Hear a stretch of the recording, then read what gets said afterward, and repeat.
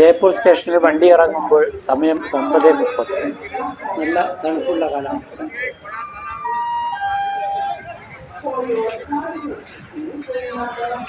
പുറത്തിറങ്ങി റോഡരികിലുള്ള ഒരു ചായക്കടയിൽ നിന്നും മണ്ണിൻ കപ്പിൽ ഒരു ചായ കഴിച്ചു.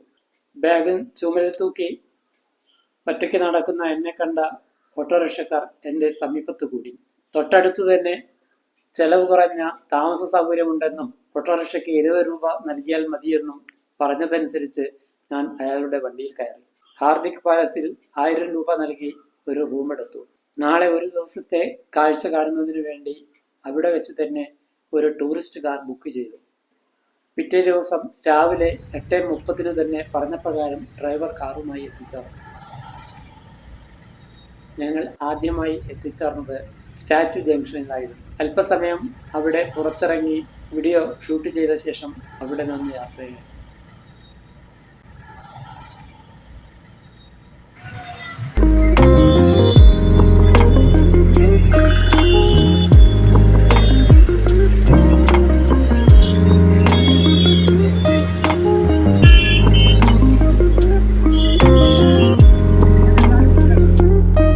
പിങ്ക് സിറ്റിയിലേക്കാണ് പോകുന്നതെന്ന് ഡ്രൈവർ അറിയിച്ചു.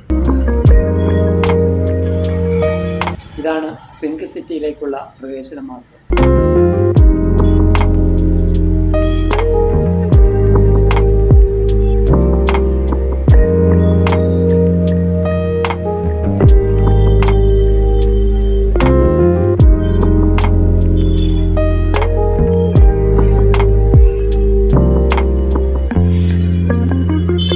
സിറ്റി പാലസ് ഗേറ്റിന് സമീപത്തുകൂടെ അല്പദൂരം കൂടി സഞ്ചരിച്ച ശേഷം ഹവാമഹലിലേക്കുള്ള പ്രവേശന ദ്വാരത്തിൽ കാർ നിർത്തി. 52 രൂപ നൽകി പ്രവേശന ടിക്കറ്റ് എടുത്തു. പാലസിനകത്തേക്ക് പ്രവേശിക്കുന്നതിന് ഇരുവശത്തുകൂടെയും ഓടിപ്പണികളുണ്ട്. ഇതാണ് ആദ്യത്തെ കോർട്ട്യാർഡ്. പ്രവർത്തിക്കാത്ത ഒരു ജലധാര മധ്യത്തിലായി കാണാം. സന്ദർശകർ ധാരാളമായി അവിടെയുടെയുമായി കറങ്ങി നടക്കുന്നുണ്ട്.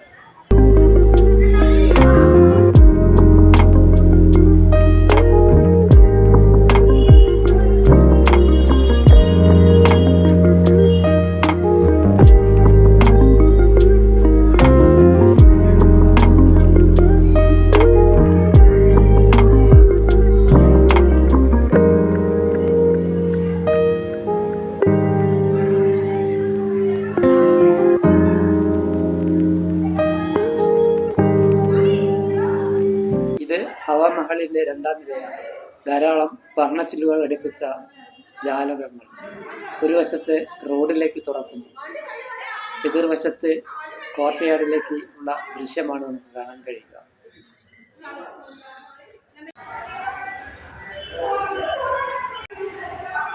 ചില്ലുജാലകത്തിന് സമീപത്തേക്കുള്ള പ്രവേശനം നിരോധിച്ചിരിക്കുകയാണ്.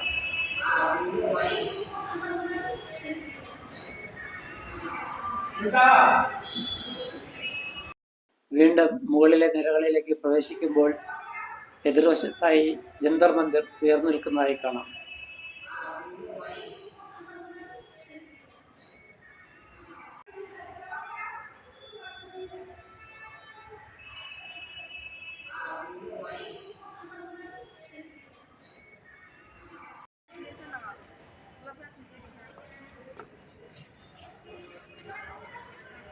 അങ്ങകലെ അരാവലി പർവ്വതനിരകൾ.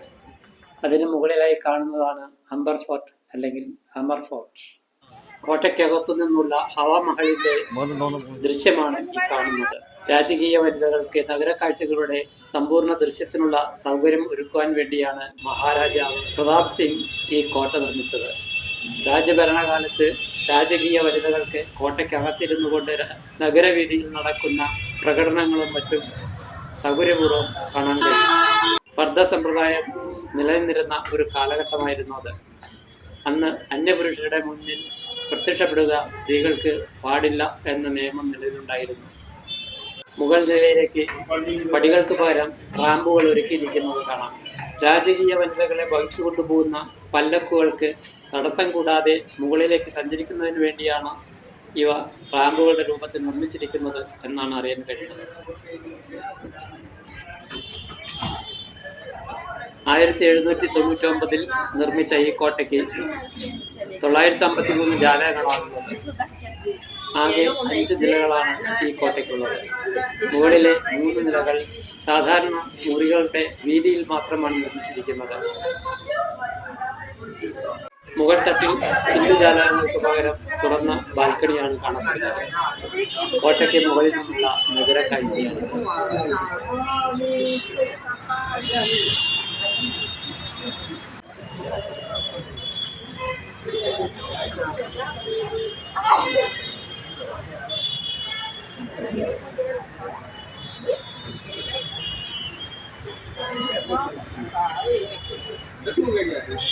റോഡിൽ നിന്നാണ് കോട്ടയുടെ മുൻഭാഗം ദൃശ്യമാകുന്നത്. കോട്ടയ്ക്ക് പുറത്തു കടന്ന് കാർ പാർക്കിംഗ് സ്ഥലം കണ്ടെത്തി ഡ്രൈവർ വിളിച്ചു വരുത്തി കാറിൽ കയറി. കോട്ടയുടെ മുൻവശത്തുകൂടെ കാർ പതുക്കെ മുന്നോട്ട് പോകുന്നു.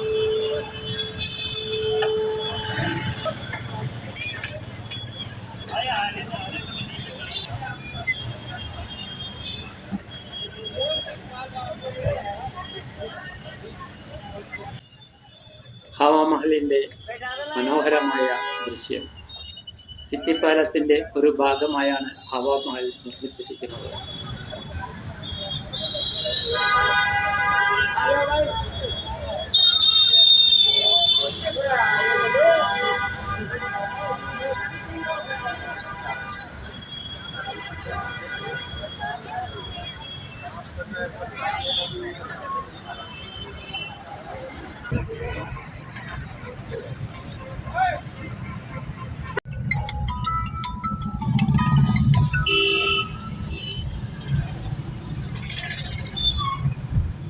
അങ്ങനെ ഹവാമഹൽ കണ്ട ശേഷം പിങ്ക് സിറ്റിയിൽ നിന്ന് പുറത്തേക്ക്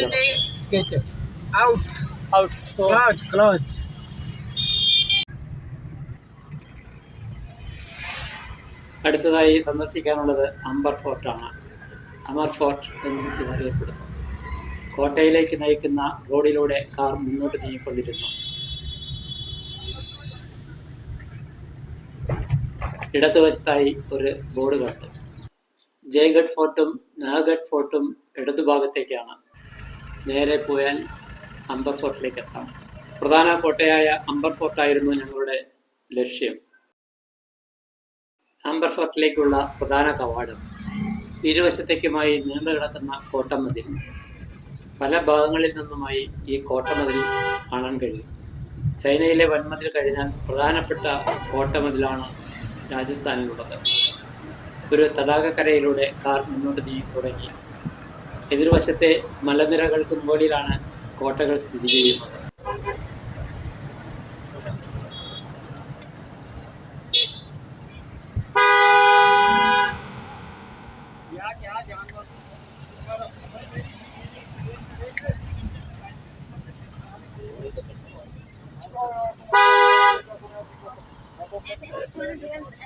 തടാകക്കരയിലെ ഒരു വ്യൂ പോയിന്റിൽ ഡ്രൈവർ കാർ നിർത്തി. പലരും ഫോട്ടോ എടുത്തുകൊണ്ടിരിക്കുന്നു. ഡ്രൈവറാണ് എൻ്റെ ഫോട്ടോ പകർത്തിയത്.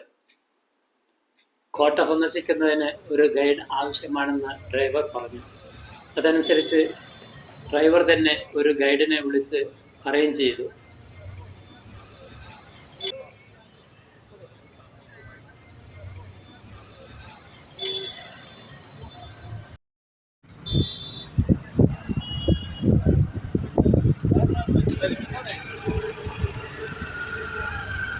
വ്യൂ പോയിന്റിൽ നിന്നും കോട്ടയെ ലക്ഷ്യമാക്കി കാർ പരിസരം ഒരു സാധാരണ തെരുവ് വീതി പോലെ തോന്നിച്ചു. മുന്നോട്ട് പോകുന്നതനുസരിച്ച് റോഡിന്റെ വീതി കുറഞ്ഞു വന്നു. ഒരിടത്ത് കാർ നിർത്തി ഡ്രൈവർ ഒരു ബൈക്ക് എനിക്ക് വേണ്ടി അറേഞ്ച് ചെയ്തു വന്നു. അദ്ദേഹത്തിന്റെ പിറകിലിരുന്നാണ് ഞാൻ ഗൈഡിന്റെ സമീപം നിർത്തിയത്.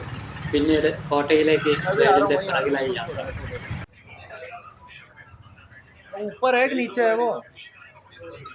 പോകുന്ന വഴി ഗൈഡ് പേരും നാടും എല്ലാം ചോദിച്ചറിഞ്ഞു.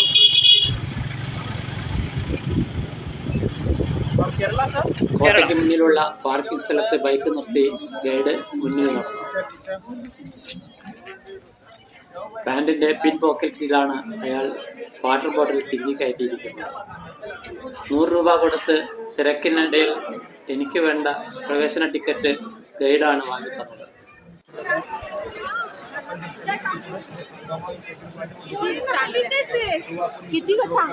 ഇതാണ് ആദ്യത്തെ കോർട്ട്യാർഡ്. വളരെ വിശാലമായി സമചതുരത്തിലാണ് ഇത് നിർമ്മിച്ചിരിക്കുന്നത്. ധാരാളം പേരെ ഉൾക്കൊള്ളാൻ ഈ കോർട്ട്യാർഡിന് കഴിയും.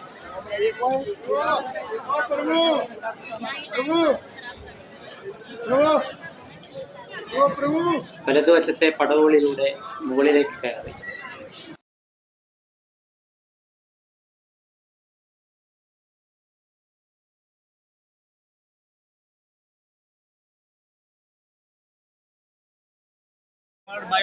ഒന്നാമത്തെ കോർട്ട്യാർഡിന്റെ മുകളിൽ നിന്നുള്ള ഒരു ദൃശ്യം. ഈ രണ്ടാമത്തെ കോർട്ട്യാർഡും പബ്ലിക്കിന് വേണ്ടിയാണ് നിർമ്മിച്ചിരിക്കുന്നത്. Local ദർബാറായി ഇതറിയപ്പെടുന്നു. Once he was clever king, so he made inside basement big tunnels to escape. Four tunnel available, but one tunnel open since 2016. Okay. After maintenance. So last courtyard reserved for army. Now we second courtyard stand to show good. Second courtyard it was also reserved for public. We call darbar, local darbar. Okay. And apply on these color on fabric. So here proverb is കാണുന്ന saffron ഗാർഡന്റെ ദൃശ്യമാണിത്. വരൾച്ചയെ അതിജീവിക്കാൻ വേണ്ടി കൃത്രിമമായി ഉണ്ടാക്കിയ ഒരു തടാകമാണിത്. ഇപ്പോഴിത് കുങ്കും garden എന്ന പേരിലാണ് അറിയപ്പെടുന്നത്. Saffron garden. Our last king Jaising II tried to grow their saffron plant, but he was failed because here climate very hot. But he thought I would be surrounded artificial lake, so maybe lose temperature, then I could be get success. But he was fail again because downside lose, upside hot temperature, no combination. So he made two royal ladies garden. So we call the queen garden and kumkum garden. Okay. But no more saffron. Okay. It's artificially made up. Artificial. ചില്ലുകൊട്ടാരത്തിലേക്കാണ് പിന്നീട് പ്രവേശിച്ചത്. ചുവരിലും I take your Kannadi photograph. മേൽത്തട്ടിലും അനേകം കണ്ണാടികൾ. എന്റെ ഒരു കണ്ണാടി photo guide വിദഗ്ധമായി എടുത്തു തന്നു. മെഴുകുതിരി വെളിച്ചത്തിൽ പോലും അനേകം നക്ഷത്രങ്ങളെ പ്രതിഫലിപ്പിക്കുന്ന ചുവരുകളാണ് ഇവിടെയുള്ളത്.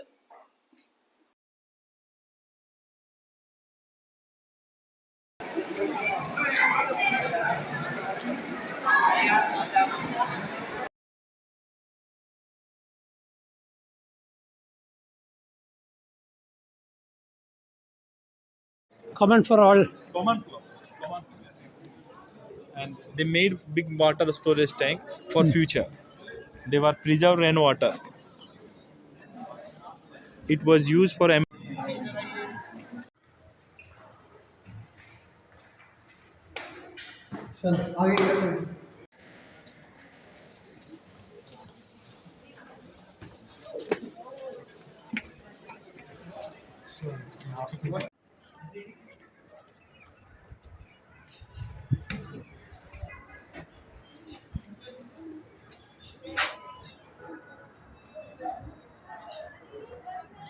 കൊട്ടാരത്തിൽ തുളസി ചെടിക്ക് എത്രത്തോളം പ്രാധാന്യമുണ്ടായിരുന്നു എന്ന് കാണിക്കുന്ന ഒരു ഫലകമാണിത്.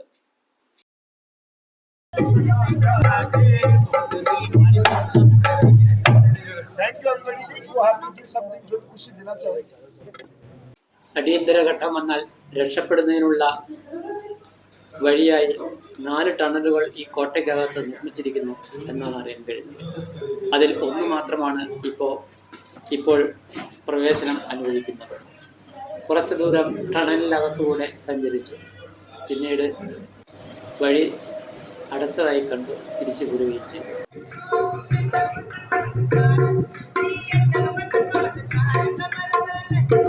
രാജഭരണകാലത്ത് മന്ത്രിമാർക്കും മറ്റും താമസിക്കാൻ വേണ്ടി നിർമ്മിച്ചിരുന്ന കെട്ടിടങ്ങളാണിവ.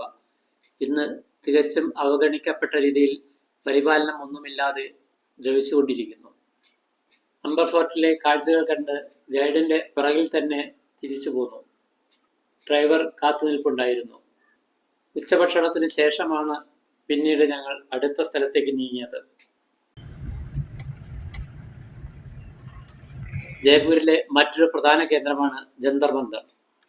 52 രൂപയാണ് ഇവിടെ പ്രവേശന ഫീസ്. മഹാരാജ ജയ്സിംഗ് 1728 ഇത് ഡിസൈൻ ചെയ്തത്. അസ്ട്രോണോമിയിലുള്ള അദ്ദേഹത്തിന്റെ താല്പര്യം വളരെ വലുതായിരുന്നു. കൃത്യത ലഭിക്കുന്നതിനായി കല്ലിലും മാർബിളിലുമാണ് ഇതിന്റെ നിർമ്മാണം. ഒരു തുറന്ന ഒബ്സർവേറ്ററിയാണ് ഇത് എന്ന് പറയാം.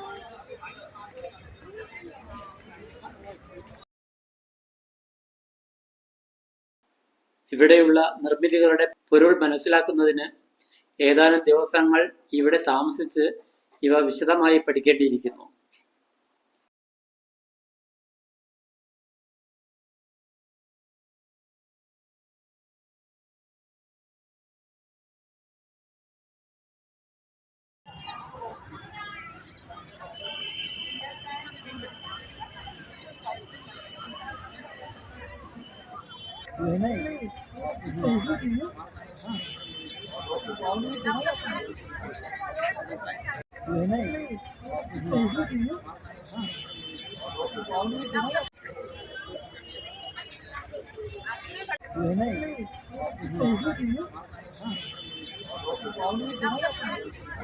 പലയിടത്തും സന്ദർശകർ കൂട്ടക്കൂടി നിൽക്കുന്നു. ഗൈഡ് വിശദീകരണം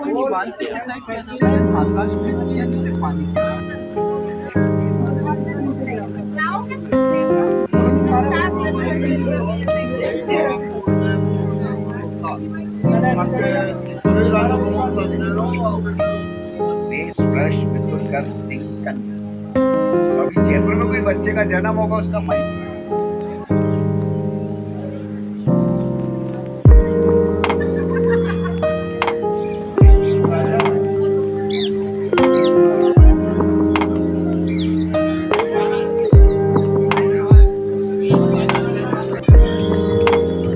ഒരു പാവകളിയും കൂടി കണ്ടാണ് ജന്തർ മന്ദറിൽ പുറത്തേക്ക് കിടന്നത്.